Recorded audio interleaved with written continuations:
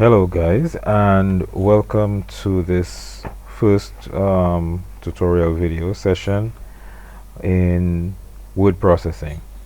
Now, as I would have mentioned before, um, for these practical sessions you will need to have a word processor installed on your computer. So if you have Microsoft Word installed on your computer, then you're pretty much good to go. But I posted two videos on the download and installation of two alternative software that you can install on your computer if you do not have Microsoft Word. Um, and my preference I spoke about would have been FreeOffice, because FreeOffice is more or less the closest alternative in terms of its look and its feel and its functionality to Microsoft Word. So with that being said, we're going to look at some of the um, basic things that you may want to do with your word processor before we even get into doing any sort of what you would expect that we'll be doing in terms of typing and formatting, etc. So in this video we're going to be looking at the interface, and when I say interface, what I am referring to is what you see in front of you when you open up the Microsoft Word software. Okay, so that is the first thing that we're going to be looking at, is the interface. And from there we're going to look at a couple of tasks that you may want to do, which are going to be important to you being able to keep your documents and to retrieve your documents when you need them.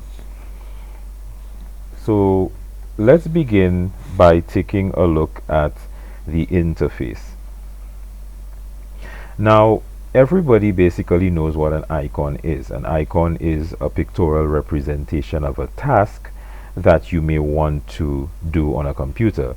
So if there's a task that you want to do on your computer, there would be a picture that you would interact with, and that picture many times would look like or look like something that is related to the task you want to perform.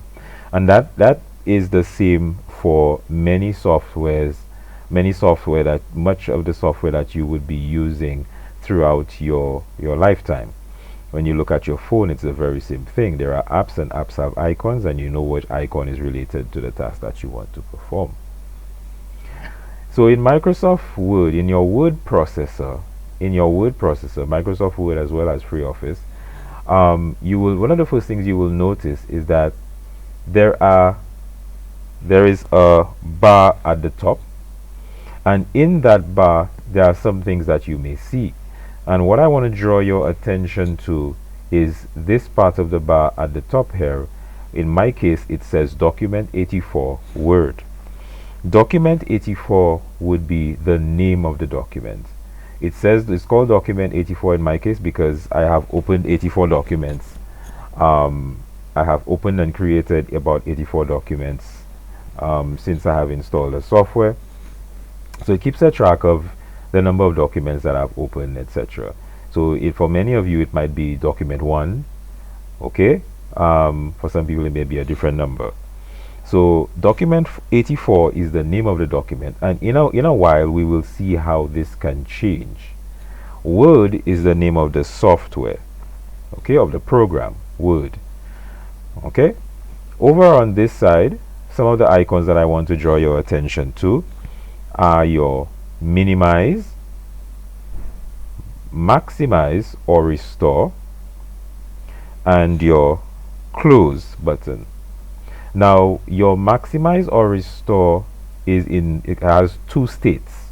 So when it is in restore mode, okay, you notice that when I clicked it, what happened? So when it's in restore mode, it shrinks your window down outside of the frame of your display. When you click on it, when it's to put it back in the maximize mode, it will maximize the full display area of your screen. Okay, so you have minimize, restore or maximize, and close. Okay, close switches to red when I pass my mouse over it, because red we know is a symbol that we need to be alert or stop. So since the software doesn't want you to make an accident, it kind of changes to red to tell you, well, hey, you're going to do something which is, you know, important, which is going to affect your document. You might lose your document or whatever, so be careful. Minimize will drop your software down, to the bottom of your taskbar, and maximize, when you click on the document, okay, when you click on the document, it will open it back up to the full width of your window. Okay, so these are some of the first icons that I want to draw your attention to. We have icons here like your undo and your redo icon. Your undo or your redo icon, and your undo icon will, when you click it once, it will undo the last change that you made or the last thing that you typed, and your redo will put it back or redo the last action that you undid. Okay, so let's talk about the tabs. So you have some tabs at the top here, and these tabs are placed in this way. They're organized as tabs because each tab has a particular set of icons which deal with different things. And I'll give you an example. Your home tab will have your most frequently used icons. So you have icons that deal with your font, and we'll look at font in detail in another video. You have icons that deal with your paragraph structure and your alignment, which we'll also look at in a subsequent video. And then you have styles, etc. So your home tab deals with things like formatting. And then if you go over to your insert tab deals with things like things that you may want to include in your document. Now the fun and interesting thing is that in a word processor, you're not only restricted to just typing text. There are other things that you can put into your document. So if you have a chart that you want to put into your document, or you have pictures that you want to put into your document, you can do that. So things that you want to insert or put into your document, other than just the normal typing text, your insert tab will deal with that. And then we take a quick look at your layout tab. Okay, and we'll look at layout in a subsequent video as well. But your layout tab, okay, deals with the layout of your entire document. The layout meaning what things like your margins, how much space you have from the edge of your paper when you begin typing, the orientation, whether the paper is vertical or horizontal, the size of the document, if the document has any columns, etc. This would be found under your layout tab. Okay, so just to reduce clutter and to make things easier to find according to what you want to do, these icons are placed under tabs. Now the whole collection of the tabs and the icons, is referred to as the ribbon. Okay, so it's referred to as the ribbon. All right, so that's the whole collection of the icons that you have. Okay, it's referred to as your ribbon. Now, as you look at your word processor screen, one of the things that you will notice is that what you have in front of you appears to be a sheet or a document. And it's the same thing for the alternatives as well. So if I move over to TextMaker, which is in FreeOffice, you would notice that you also have a document area. And if you increase or decrease the view of this document, if you zoom in or zoom out, you will see that it presents itself as a document. And if you zoom back in, it's the same thing. It's just that it's a little bit bigger than your screen, so you can scroll up or scroll down. And in Microsoft Word, it's the very same thing. You know, if I zoom out here, you would notice that it is a blank document. So what you will find is that there is this line right here that appears to be just sitting here waiting for something to happen. Now this blinking line is what we call our cursor or our insert point. So it's our cursor or our insert point, and it's called an insert point because wherever this line is blinking, that is where the text that you type is going to appear. So if I were to begin typing a sentence, so for instance I will type St. Lucia is a small island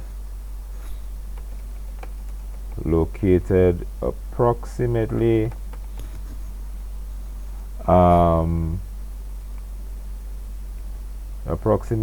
at the coordinates of 16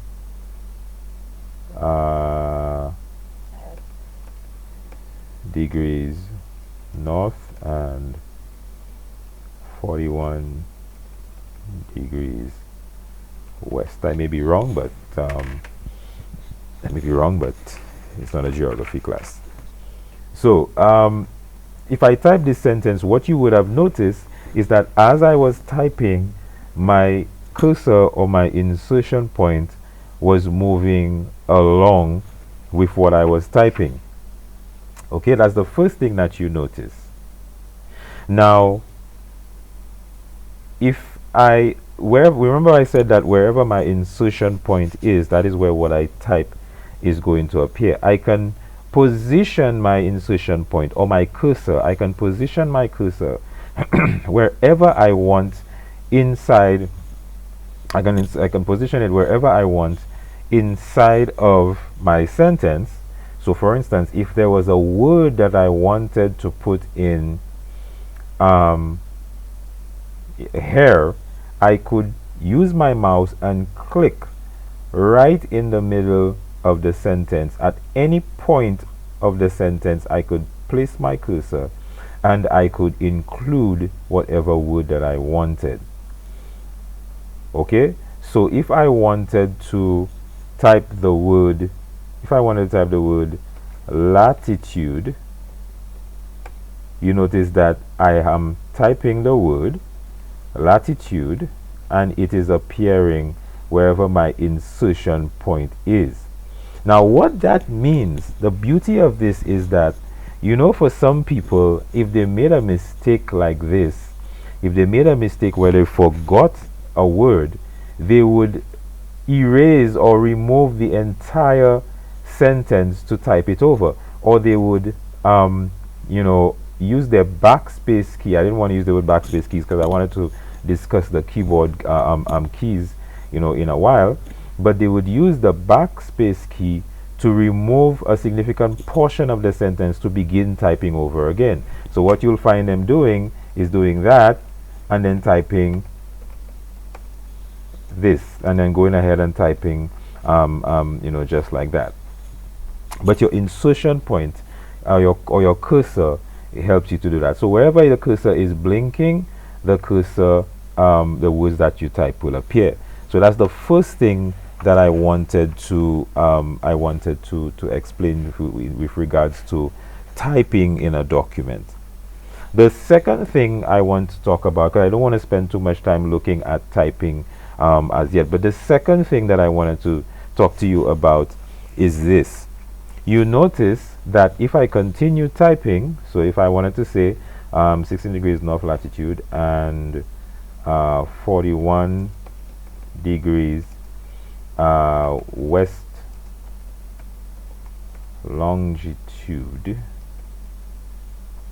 you notice that when I got to a particular point on the page,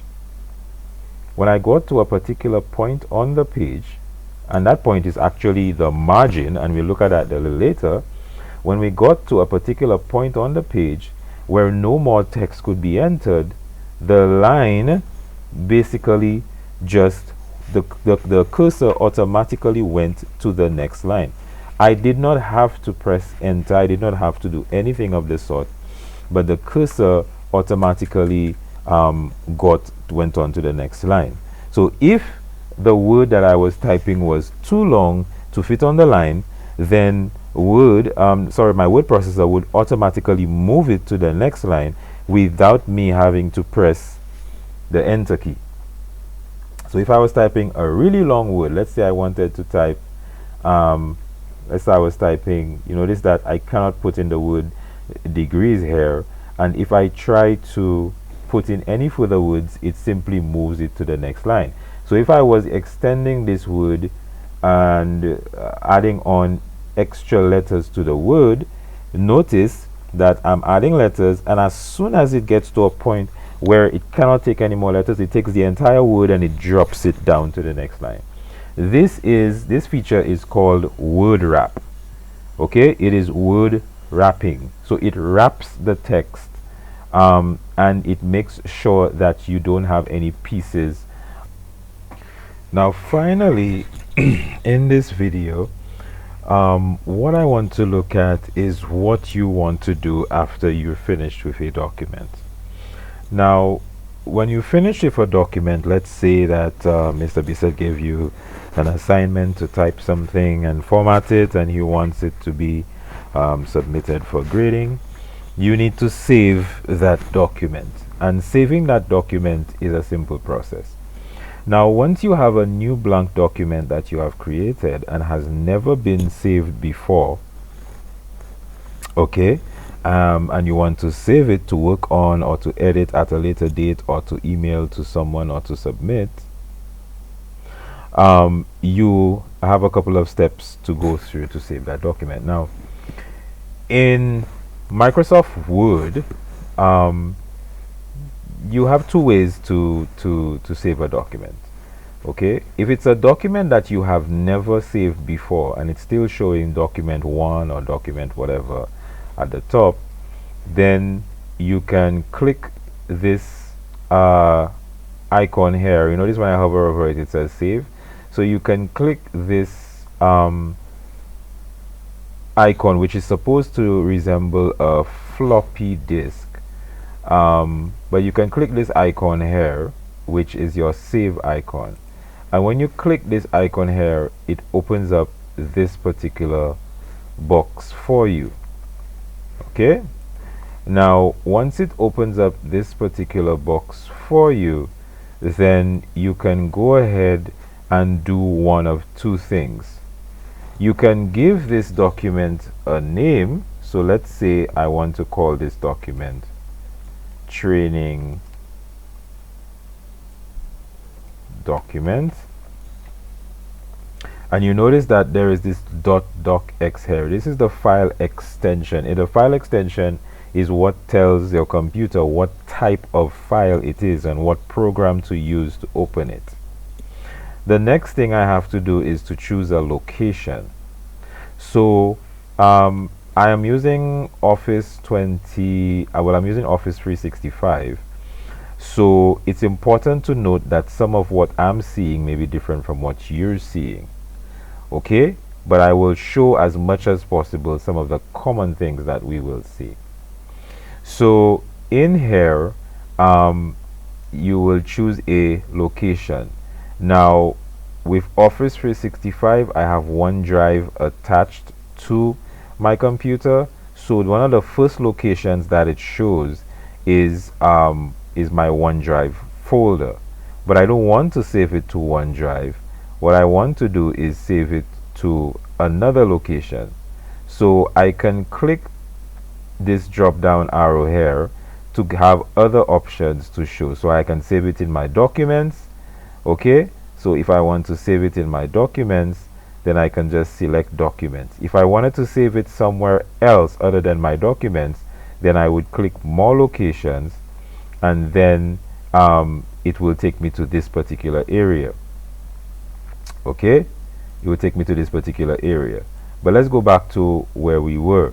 So in this particular way to save, you give your document a name, training document, and I select documents, and I can simply hit save.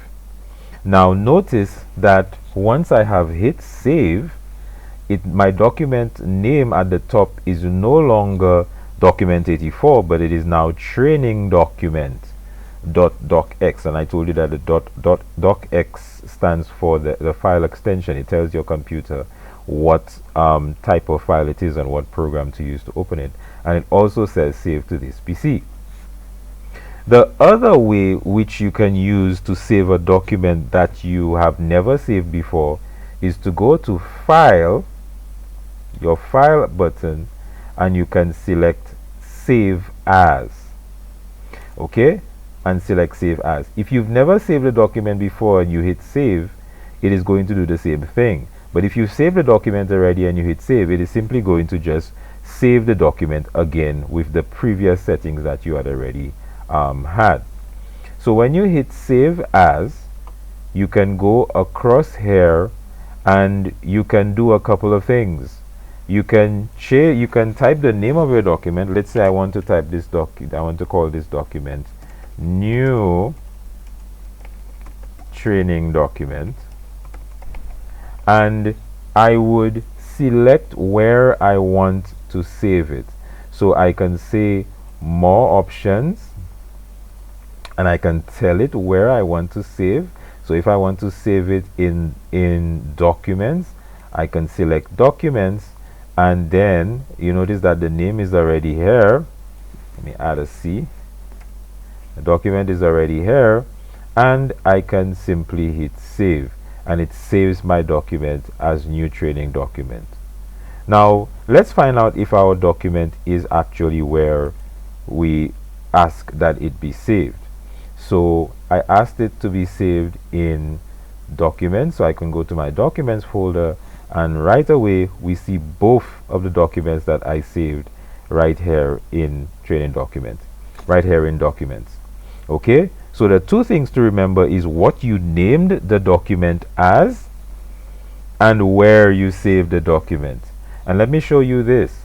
When you go here and you hit save as and you select, you can either hit the drop, no, you select more options.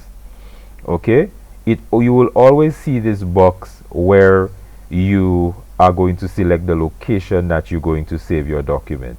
So it's not saving. If you don't select the location, it most likely will save it in your documents folder, which is where the computer believes documents should be stored.